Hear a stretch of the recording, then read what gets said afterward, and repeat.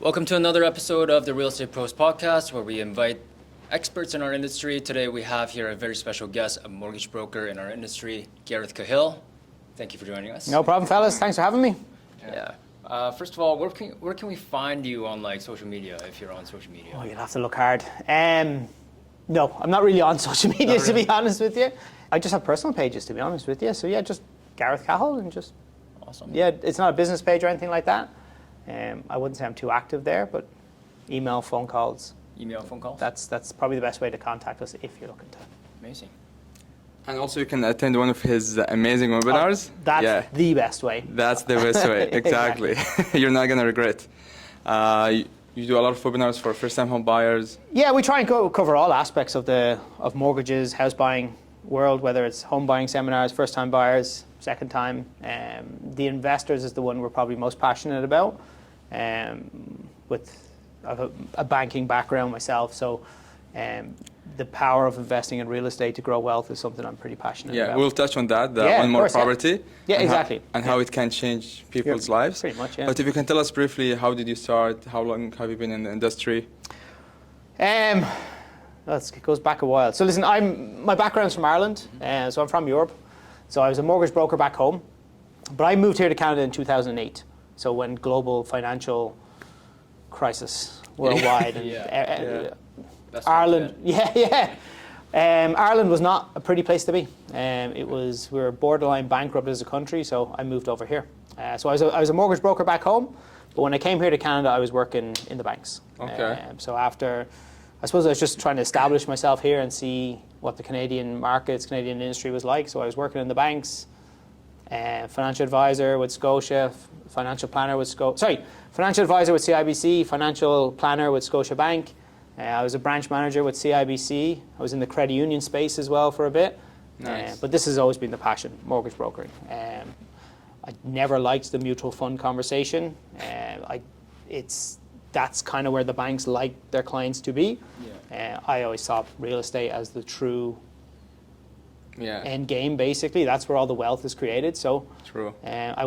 I left the bank to get back into doing this and advising people full time. I think from one of your webinars, you've also mentioned that the banks are where they put their money on real estate. Yeah.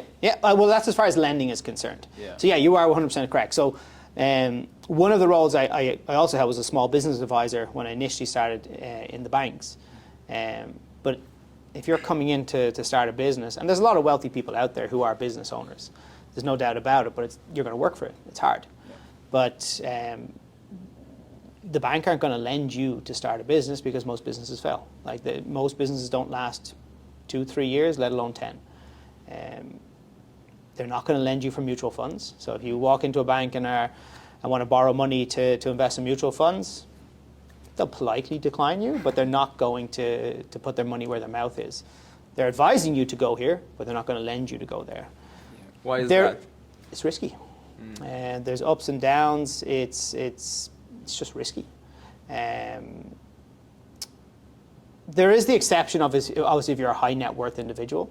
If you've got a lot of money on deposit with a bank, they'll make concessions and they'll lend to you. They might secure it against the funds that you have on deposit with them, but they're not just going to lend it off their back.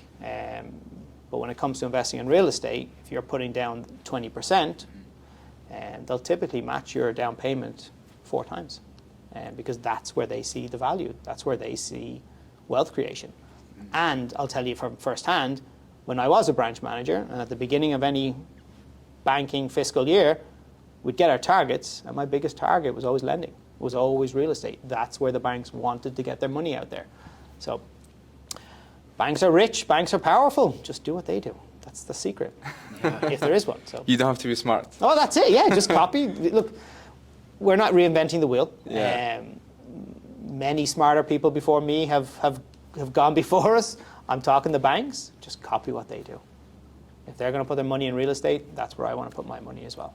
I think Canada as a country, we're very much focused on real estate as an investment vehicle. What are your thoughts on that?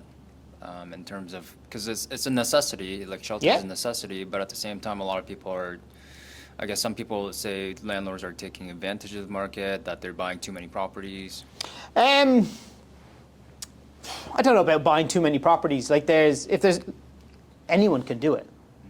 Now, granted, like it's you have to be well qualified. You have to be in a position. You have to have the down payment, and most people do. I think the problem mainly is education. Most people don't know how they can do it, and hence you spoke about it. The webinars that we do, the One Property More webinars, that's to show people exactly how they can invest in real estate. Nobody has down payment sitting in their bank account, but anyone who owns property is sitting on a lot of equity, and you can literally use that equity as down payment and buy an investment property. Now, it's not simple. Obviously you have to pick your tenant, you have to manage a tenant, you have to run a property.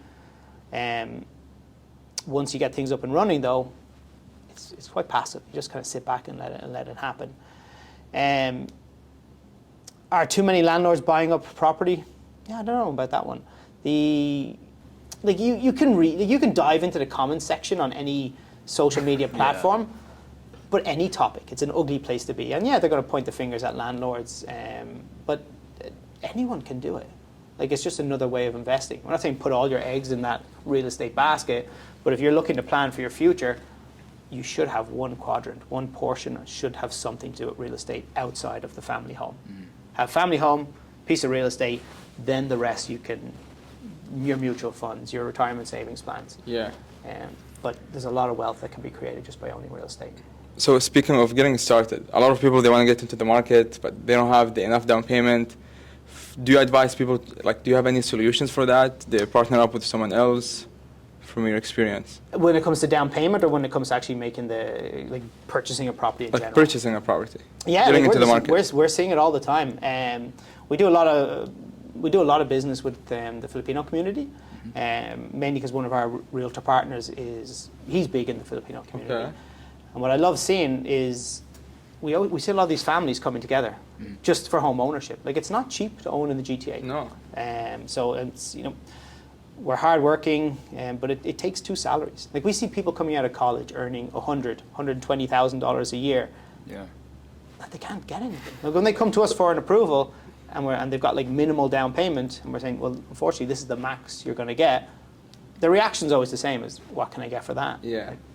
Not a lot. You really need two people, or in some cases, two families coming together and purchasing that property together. So what we've seen with that strategy is we've seen two families come together, they pool their resources, pool their income, they get a big property that both can kind of live in, sit on that for maybe 3-5 years, let that equity build up, and now they've got a big down payment. Now they've got options for themselves, and then they tend to go their separate ways. And they live together for the... They live together for that 5 years.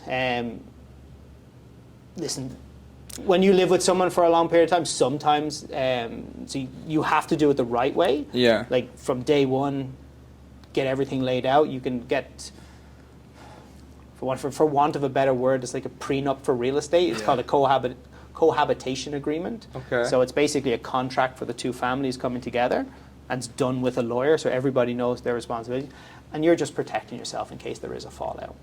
Now, it's rare, but it can happen. Yeah. It can happen. But the point is, you gotta make sacrifices, Well, that's right? it. Yeah. It's not easy You to get gotta into the do real estate something. market. Yeah. And I don't think you're gonna just pick someone off the street that you don't know already. Yeah. You're gonna do it with a friend, and it's probably gonna be a long-time friend or maybe a family member, just someone you've known and you trust. Well, I know that's the way I do it anyway. I was only in a news report there yesterday or this week, one of my colleagues out in Windsor, and they're doing a matchmaking for people. So it's I suppose it's like a dating website, but for people who want to buy real estate. Oh, really? Yeah, it'd be interesting to see how that works. Now, they're just launching it, but Wow. you're seeing more and more people are maybe looking that direction if they're finding it difficult to get on the property market themselves. Yeah, like a joint venture. Yeah, and there's nothing wrong with it. And look, it's an end of the day. Do you have to live on the property together? No. But if the two of you want to come together and invest in a piece of real estate, like maybe you're renting yourselves and you want to be somewhere on the property market to kind of offset the rent you're paying, nothing wrong with that strategy. People are doing that as well, yeah. It's just about getting creative to see how people can get on the property market and get some real estate. What about co-signing? Is it common? Yeah. Yeah? Yeah. How does it work? Well, I suppose the words cosign and guarantor kind of get thrown around a lot. Guarantor is typically a parent supporting their kids, and it's just basically putting another name on the application. It's just giving the banks that extra bit of security to say, you know, if he can't make the mortgage payments, the parents will step in. But now, and more nowadays, the banks want the parents on the title deeds as well. I suppose the way the property markets are going, what people need to qualify. So if we're using the parents' income to kind of get us a bigger house, bigger property, more options, then we're going to have to kind of put them on the title deeds if that income is needed to kind of service a loan. So they are going on the title deeds, and I suppose that's essentially what a cosigner is. Now, you as the kids can be completely responsible for the payments. Mm-hmm. Parents can just be there in the background if that's the goal, if that's the wish. But we are seeing a lot of that, especially parents and kids, or even just two friends coming together. So if parents act as a guarantor, do you consider, like, if they own properties, and do you have to take that into consideration for their income? Okay. Yeah. So, like, just by owning property doesn't make someone, I suppose, a good guarantor. There's still what they call debt servicing that needs to be done. We need to look at their incomes. We need to see what their commitments are on a monthly basis. So yeah, if they do have their own home, And they're paying a mortgage. and they're paying a mortgage, we have to factor all that into account. Yeah. But the other side of the coin is that, like, a grandparent, we're seeing, like, grandparents sponsor no people mortgage. who have no mortgage, and they mightn't have a massive income, but they can be ideal because maybe they're only a CPP pension, so maybe 20, 30, even 40,000 a year if they have a personal pension as well, but they've no mortgage. Yeah. So they've no commitments. Property tax each year is their only outgoing. They're ideal. You don't have to make a lot of money to be a guarantor or a cosigner. It's case by case. What's the income? What's the outgoings? Is there a point at which, like, someone's technically, like, actually over leveraged? Ooh, is there when someone's over leveraged? Well, look, you're over leveraged when you can't afford to make the payments. Like, debt can be a great thing to help you get ahead if done correctly. Like, we do we do so many refinances a year as well, and it's tidying up people's debt levels. It doesn't necessarily have to be because you're paying for real estate. Like, you can get over leveraged because you've got fancy car, you've got student debt, you put everything on maybe you live a flashy lifestyle and everything goes in your credit card. Buy now, worry about it later kind of lifestyle.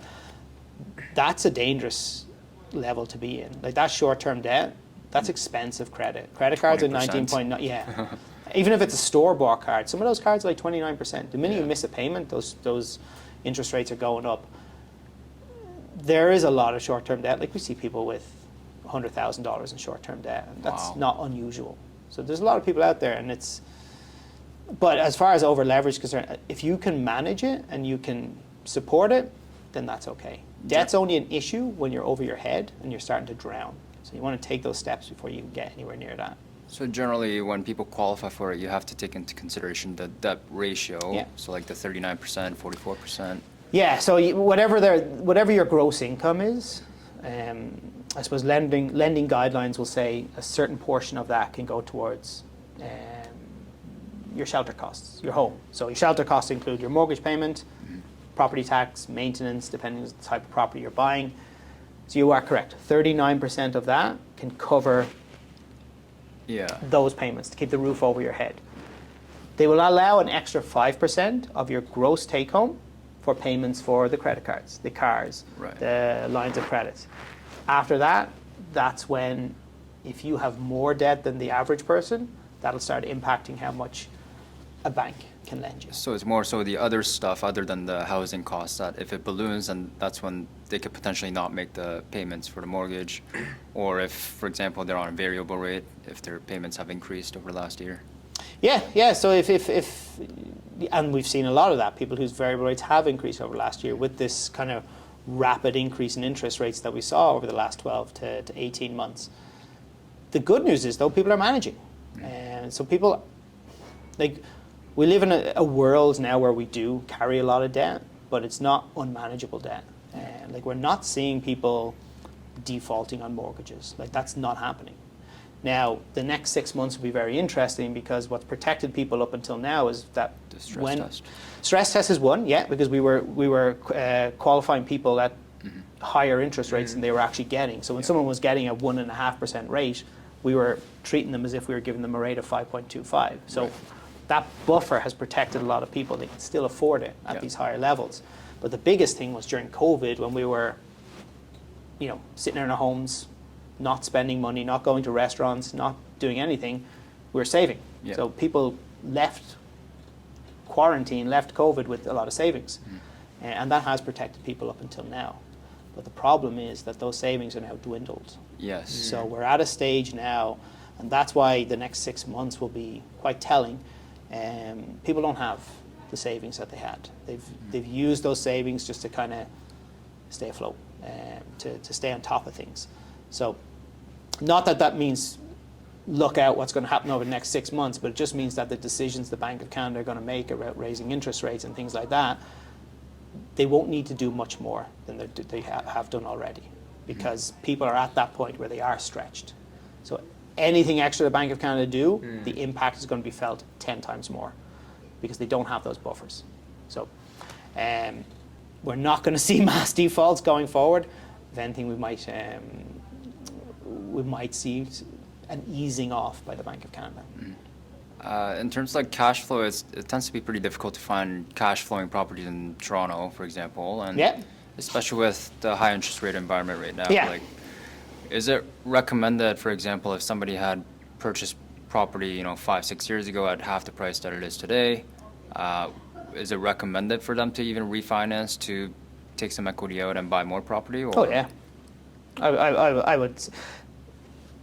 Well, we all know property values are cheaper now. Yeah. And the prices are lower than they were 12 months ago, and they're lower today than they will be in 12 months' time. So anyone who bought property 4 to 5 years ago, they're sitting on a lot of equity. They've essentially won the lottery, just the fact that they have bought a piece of real estate in the GTA, rented it out, somebody else has been paying that mortgage, and it's grown in value. I don't even think you need to wait 5 years. One of the first properties I bought, we did it in 12 months. We put our down payment down on it. It grew in value. We went back to the bank, refinanced it, took our down payment back, and put it on another property. So that first property is now 100% financed by the bank. It's owned by us, but none of my money is on it. It's all right. bank's money, and somebody else is paying it. So I'm the one of those greedy investors that you spoke about at the start of this. So, but that's probably one of the most common ways people do it. No one's got this money just sitting in their bank account, but they have it sitting in their property. So if they were an investor, bought 5 years ago, they're sitting on a lot of equity. Get that equity out, start creating some tax write-offs for yourself as well with the interest, and put that money to good use for yourself. So given that if they do refinance a property, so let's say that they bought a property for 300,000, now it's like 600,000, and they refinance so that it's up to like 80%, right? Yeah, yeah. But then their monthly mortgage payment would go up technically. Correct, yeah. Which means that the rent is not covering it even more. Maybe. I suppose it depends on the property you got, and it depends how much rent you're collecting. Right. The good thing about investment properties and the rent in GTA is, well, rents have exploded. Like, you guys deal with renters Rents are every day. continuing Like a one-bedroom condo in Mississauga, 2,500. 2,500 easy. How much would you buy a one-bedroom condo for? 600. 600? 550. Yeah, you 600. could probably even find something a bit cheaper, I would suspect. And what I love is those low-rise condos that don't have high maintenance fees. Maintenance might only be 300. The property tax is an extra 2. The mortgage payment, I should know that math off the top of my head, but it's complex. Yeah, so like, to be honest, the way I look at it is, when it comes to investing in real estate, you're looking at two things. You're looking at the principal being paid down, so the rent you're collecting, but you're looking at the asset appreciation, so the value of that property going up. And it's those two forces working together that starts creating wealth. Finding something that cash flows in the GTA is difficult. We have to redefine cash flow positive and how we look at cash flow when it comes to investing in real estate. Like, I have properties where I have to contribute money in on a monthly basis. Yeah. No problem. as in I'm happy to do it. Because I would rather put $500 into a piece of real estate to service it than put $500 into a mutual fund that can fluctuate up or down. And to be honest, do I have the discipline to keep putting in $500 every single month into a mutual fund? Or the poor people that bought bonds a while ago. Yeah, bonds, yeah, or even Bitcoin. Not Bitcoin, is it Bitcoin? Yeah, that's the Crypto? yeah, cryptocurrencies. Yeah, it's been down. Like that's up, down. Yes, there's people who've made a lot of money out of it, but there's people who've lost a fortune as well. I would much rather put $500 into a piece of real estate on a monthly basis to service it. And it's not like you're just throwing money away. As long as what you're putting into the property is less than the principal pay down. So if you're, every time you make a mortgage payment, you got some that's interest, you got a portion that's principal. As long as this portion that's of that payment that's going towards the principal is greater than what you have to contribute, that's a cash flow positive property. You're creating wealth by owning that property. So if you get, what I mean basically is you have that payment, some of it's interest, some of it's principal. So let's say you have a $2,000 payment, Yeah. and let's say $1,200 of that payment is going towards interest, but $800 is going towards principal. If you have to put in $500 a month to service that property, you've still got $300 that's going to pay off your mortgage. Yeah. That's kind of net for you on a monthly basis that you're getting through the rent that somebody Yeah. else is paying. So that principal is being paid down. The property value is growing. So just because you pay into a property doesn't mean it's a bad investment. You pay into mutual funds, you pay into savings accounts, you pay into education savings plans for our kids, retirement savings plans. We're paying into stuff day in, day out. What we got to look at is, what are we getting for our payments? What sort of a return are we getting? Are we getting good value? Are we getting the best with what we have? And most of the time, real estate will outperform any of those investments. But in summary, you're basically saying calculating cash flow based on principal recapture. Yeah, principal recapture and asset appreciation. Right. It's the two together. Combining it so together. if we use the frequent example, but if you buy a $500,000 property, and I'm trying to remember my figures on this one, so correct me give me a second here. So if you buy a property for $500,000 and it grows at 5% compounded per year, and 5% is not just a number we've just pulled out of the sky. That's the GTA average over the last 60 years. And that's 5% on the purchase price, not your down payment. Exactly. So 5% growth in that purchase price. And you can verify those numbers. Anyone who's bought property, just have a look at what you paid for it, especially if you've owned it for a couple of years, and look what it's worth today. If you shorten those timelines, those numbers are a lot higher, but just for the sake of a balanced market, let's say 5% per year is what that appreciation is. And even at today's interest rates, over a 5-year period between asset appreciation and mortgage paydown, at 5% compounded growth, a $500,000 property will be worth, I think it's $637,000 at the end of 5 years. Your mortgage paydown in that same 5-year period is about $50,000. So between the property value going up, the mortgage being paid down, that difference, that's your net worth. That's your wealth being created. Right. Now with one going up and one going down, you're ahead about $187,000 if I remember the numbers correctly. If you've put in $500 a month to service that particular property, that's $500 a month, that's $6,000 a year, that's $30,000 over a 5-year period. So you're still up But like you've 150,000. gained $187,000 in additional net worth. So yeah, your net result is 157,000, yeah. 150 grand basically in growth. That's still a great investment for $500 a month is what it's cost you. I would challenge any mutual fund, any other investment to kind of match those type of returns. And can the investor just take out that 150K? Yeah, to what you said earlier. Yeah, we recognize the most recent market value of the property. We go back to the bank. I've done it myself. We refinance the property. You pull back out whatever your initial investment was, and then you can invest that elsewhere. You can do whatever you want. Right. So even though your monthly payment would go up from It refinancing, would. because you took out that equity, essentially, you're still profiting. Yeah, and remember, your rents has probably gone up as well. So like you don't have to take out it all, but you could also just take out enough to make sure that the rent covers the payment. Right. So, for example, if If you're getting 2,500 for a one bed here in Mississauga, well then you can set your mortgage for an amount that's going to be equal, so that the payments are equal to the rent that you're receiving if you've owned a property for a while. Most people buying a new investment property today, they don't have the equity built up yet, but they're not going to have that luxury. They might have to put something into it themselves. Yeah. Still worthwhile doing though. Power leverage. Well, that's it. Yeah. It's using other people's money. That's what the banks do. The banks aren't lending out their own money. They're lending out our money. Yeah. Whatever we have on deposit, they're giving it out. They're lending it. They're investing it. We were speaking before that you own multiple properties, which is not easy for a lot of people, right? Is this how you did it, through refinance and? Yeah, I bought my first home 8 years ago now, I think it was. And we built up the equity. We used the equity to invest in one, and then the other, and we've built up a portfolio. And that's exactly how we did it. Yeah, so it can be done. Oh, 100% can be done. Now, we took advantage of, obviously, lending programs. Like, it's not your typical, here's my income, here's how much do I qualify for. Like, once you've built up equity in properties, now you can put down larger down payments, then the underwriting guidelines change. They qualify you in different ways. They can use different programs. So yes, we have taken advantage of those programs. There has been higher interest rates for certain programs that we've had to use. But the returns are there. Like, I'm more than happy to pay a higher rate of interest if it means I get the asset. Yeah.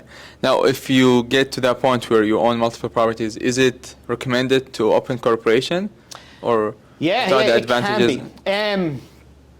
Do you know what? That's a question for a tax accountant. Oh, for the accountant? To be honest with you, that's their But area no, of what about like expertise. getting mortgages? Is it going to be easier if you have a corporation? Or? So there's a couple of different strategies that you can do around that. And again, not my area of expertise, but I can tell you what I've been advised. No, actually, I'm not going to go down that road, because that's everyone's going to have a different strategy as far as that's concerned. Okay. They're going to opening a corporation should be based on the advice of an accountant, but as far as getting lending is concerned, it can limit options, because not every bank wants to lend to, like, say, a holding corporation. If you're going to buy a piece of real estate, you have to have a holding corporation to hold that asset, and not every bank will let you lend. They won't lend to a holding corporation. They might refer that to their business banking side of things. We do have lenders that do it, like some of our like tier 1 banks, and they do that. But the big benefit, I suppose, is mainly for your self-employed individual. So if you have a corporation yourself, you're self-employed, and you have your down payment in that corporation, well, you're not taking it out of the corporation and triggering a tax event, a personal tax event there. You're lending it within your corporation, so it's basically, it's investing these before tax dollars into a property. But like I said, that's definitely a conversation you should have with an accountant. For sure. But as an individual, is there a limit of how many mortgages you can get? There can be. The majority of banks will say 5 properties or 5 doors. Other banks have more of an appetite for that type of client. They'll do 7, they'll do 10. If you can give like one tip to any like new investor or like buyer, like in real estate. Yeah, well, start. Just start. Like, there's, what's the old saying? Best time to plant a tree was 10 years ago. Second best time is today. Start today. Like, there's a lot of buyers on the sidelines. And you guys, you're out there every single day. You're speaking to people. You're getting that sentiment from people. But like, even this past week, we have seen the amount of inquiry uptake has been phenomenal. Like, we've been busier this last week than we have been this last month. Last month was quiet. This last week has not been. And the reason it has been, I think there's a lot more confidence returning. I think a lot of people, and rightly so, are thinking that we've peaked as far as interest rates are concerned. The Bank of Canada are meeting, so whenever this goes out, let's see what happens. But the Bank of Canada meet on the 25th of October. Yeah. Now, it's a coin flip on what they're going to do, whether they're going to raise interest rates or not. The good news about the inflation data that just came out 2 days ago was very positive. Yeah. So if I was a betting man, I would say there's no rate increase coming on the 25th. I think the Bank of Canada will be at the sidelines. but don't be surprised if they do. And if they do, I would say that that is going to be probably the last one. I think we'll have peaked at that stage. Once the Bank of Canada indicate that they're done raising interest rates, or once they start cutting interest rates, well, you saw what happened at the start of this year. Yeah. The first quarter of this year, we saw a 17% increase in house prices when they paused interest rates.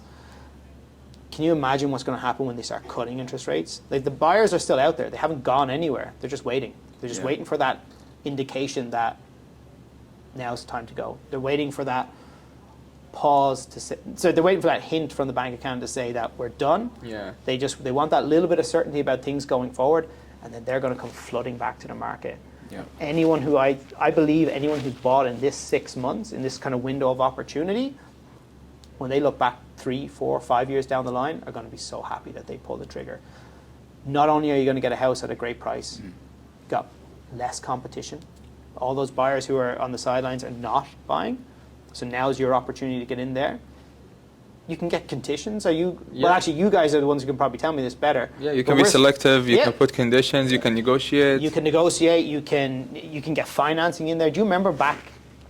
12 months ago? Yeah. Firm, left, right, and centre. No, No inspections. conditions. No nothing. People buying properties unseen. Like, they hadn't even. They were walking. That's crazy. Buying them on the internet. Like, they hadn't even happened. seen the property. They were just afraid of missing out. You have an hour to decide. Yeah. If you don't take it, now there's you 10 other have people. time, and you don't even have to make that decision like right on the spot. You can go back, visit a place 2 or 3 times, Exactly. and be like, yeah, okay, I like this property. Let's do this. But you can take your time. Yeah. But it's not going to last forever. It's not going to last, and that's why I think that this 6 months. I'm not saying go out and buy tomorrow, Yeah. but be ready. Be in the market. Be watching the market. Be in the market. Be ready. Once those rates start coming down, it's going to be back to bidding wars. It's going to be back to craziness. When do you advise people to start talking to a mortgage broker? I think it should be one of the first steps. Yeah. Like, there's no kind of window where it's like, oh, you have to, once you start talking to us, you have to buy within that 3 year. Like, we have clients we've worked with for 3 years before they've bought that first property. And that's okay. There's no pressure. Take as long as you need. But when should they start talking to us as a broker or any finance expert? Straight away. Yeah. You got to get that budget first. Yeah. And then you can see what you can afford. Or else you don't know what you're shopping for. Well, that's it. We want to avoid disappointment. Like, Yeah. if you're out there looking at properties, we don't want you seeing the property that you love and you can't make it happen. Yeah. It's just nobody wants that disappointment. Exactly. So get your ducks in a row first. Get your mortgage approval in place, and get that budget, and then know how much you can shop for. Amazing. But yeah, no, be in the market. That's the takeaway. Yeah. Stay in the market. Stay in the Once market. you're in, don't come off. Yeah. That's a great tip. What are you finding people are getting now? Fixed, variable? Yeah, that's actually one question I was to ask. What would you recommend for somebody getting a mortgage? That's the $1 million question. And look, to be honest with you, I'm seeing the majority of people now, majority of our clients now are going short-term fixed. I think the only wrong answer is a 5-year fixed rate. It's too long, rates are too high. Yeah. Rates will come back down, and when they do, if you've taken a 5-year fixed rate, you're stuck there. And if you try and break that mortgage, there's going to be a hefty penalty to break that mortgage. There's not, everyone's situation is different, so there's not like a cookie cutter solution. But what is coming back, you asked whether people should go fixed or variable. I think the dilemma, what people have to decide today is, when it comes to fixed, short term, 2 or 3 years. 1 would be ideal, but it's a higher rate of interest compared to 2 or 3. So that 1-year rate tends to scare people a little bit. But 2 or 3, you can get a bit more value. We're seeing a lot of people do 3-year because it's short enough. Because you can, when you're in a 3-year fixed rate, depending on the institution, but you can exit in that last 6 months without incurring any charges. So you sign in for 3 years. If rates come down, which we expect them to be down before that, you can take advantage of those lower rates in like after that 2.5 years. So that avoids any charges. I'm seeing more and more variables now, just this week, because I think, especially with the inflation data that came out, people are now thinking that the next move by the Bank of Canada is potentially going to be a cut. So they want to be part of that slide as as rates come back down, and it's coming. It's just a matter of when. Less downside. Yeah. But we all say, oh, interest will go down, will go down. But some people say, how do you know? Like, why can't they just keep going up? Hell, I don't know. People are struggling. Yeah. To be honest with you, well, so it's and that's a real economic question. To be honest with you, and I don't have any degrees in economics. I'm just basically, but I was actually just at a conference where Benjamin Tal was speaking, and Benjamin Tal, for those of you who don't know, is the chief. Yes, exactly. He's the chief economist with CIBC. Superb presenter, very engaging. He's not but very knowledgeable. Like the way he presents the information is just so good, so easy to absorb. But he's now he went through a lot about what's going on in the economy, and what he was saying is that over the next kind of 2 to 3, our overnight rate at the moment, which is what the banks kind of lend to each other at, is at 5%. Over the next 2 years, he expects that to be at 3%. So if you look at that another way, the rates we're seeing today, he expects them to be about 2% lower over the next 2 to 3 years. Why? Why can't they keep going up? By 25 and 26, 58% of all mortgages in Canada are coming up for renewal. Those 58% of people out there are people who locked in at 1.5%, sub 2 during the COVID. And if those guys are going to jump from 6, there's a lot of people who will handle that and have adjusted. They've seen their wages go up as well. They can afford that jump. But there's also a lot of people who won't. Maybe they've lost jobs because of the recession. And if they lose that low interest rate and then suddenly this big interest rate has been sprung on them, it's not going to be pretty. And the Bank of Canada know this. Yep. And they're not going to want our housing market to tumble. Yeah. There's too much demand for it to tumble, but they don't want to do anything to kind of do that. So how do you know interest rates are going to come down? They have to. There's a lot of people suffering. Once inflation gets that 2%, they're going to want to stimulate the economy again, and they do that by dropping interest rates. Yeah, I always say that people who are controlling the rates at the BOC as well, they probably own properties. Well, I'd say so, yeah, 100%, yeah. They're probably... So if they're coming up for renewal, it's like, oh, let's just keep the rates. they're going to make those decisions. But yeah, I'd agree, yeah. Any more questions? I think that's about it. It's 227. That was very value-packed. And Yeah. obviously, nothing here that was said was actual specific advice. Like Yes. if you want Especially... actual advice, then obviously speak to him directly. Yeah, like everyone needs a specific plan. And anything taxation-wise, disclaimer, talk to your accountant. But anything mortgage-related, yeah, we're here to help. How can people reach you? Number? Yeah, phone number 647-863-7253 is my cell number, and that one's on me already. Or else Gareth at Cahill Mortgage Team is our email address. Amazing. Awesome. We'll put it in the description. Yeah, Yeah. I'd appreciate that, and we're always happy to help. Yeah. Thank you All so right. much for coming. Well, thanks, fellas. This that was great. very enjoyable. Yeah. We'll need to get Always to love it to talk again. about real estate. Anytime.